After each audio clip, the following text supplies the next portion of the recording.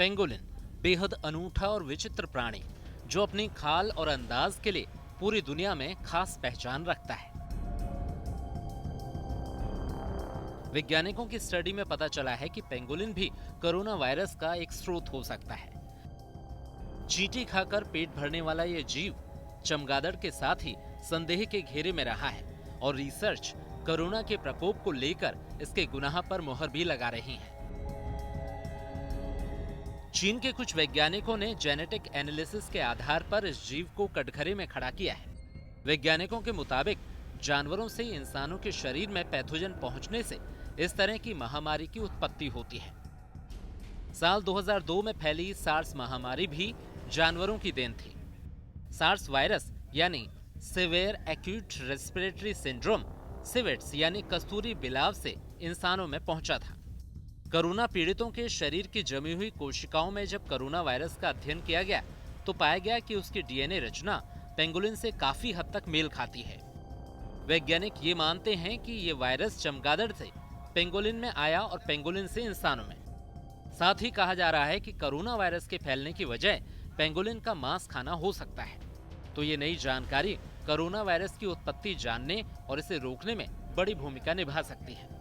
इस corona virus के चीन के वुहान शहर की सी फूड मार्केट से फैलने का अंदेशा जताया गया, क्योंकि इस मार्केट में कई तरह के जीव जंतु बेचे जाते हैं। इनमें पेंगोलिन, शाही चूहा, मोर, सांप, हिरण, गिलहरी, लोमड़ी, मेढक, कछुए, मगरमच्छ, बतख, चमगादड़ जैसे जानवर शामिल होते हैं। हालांकि कोरोना वायरस के फैलने के बाद इस मार्केट को बंद कर दिया गया था।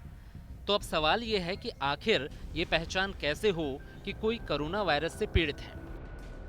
हालांकि इसकी पहचान करना आसान नहीं है। बिना टेस्ट के ये कह पाना कि कोई कोरोना से ग्रसित है ये काफी मुश्किल है, लेकिन इसके लक्षणों से अंदाजा लगाया जा सकता है।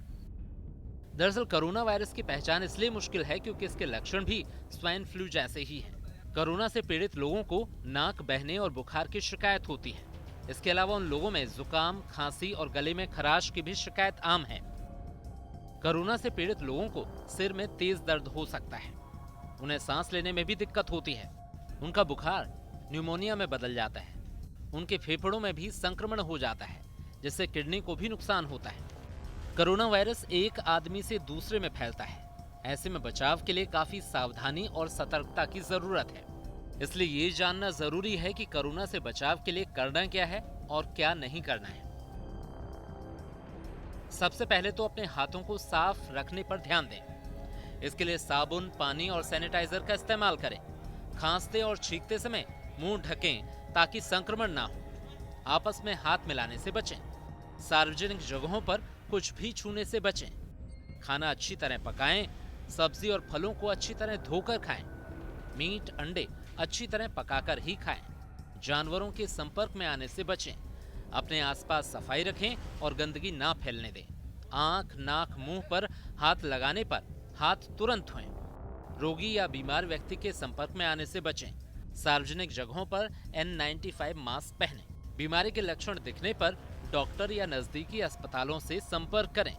इम्यून सिस्टम बेहतर बनाए रखने की कोशिश करें। हेल्दी डाइट और अच्छी लाइफस्टाइल का ख्याल रखें। वर्ल्ड हेल्थ ऑर्गेनाइजेशन यानी WHO की सलाह है कि कोरोना जैसे वायरस से बचने के लिए लोगों को हाथ साफ रखना और बार बार धोना जरूरी है।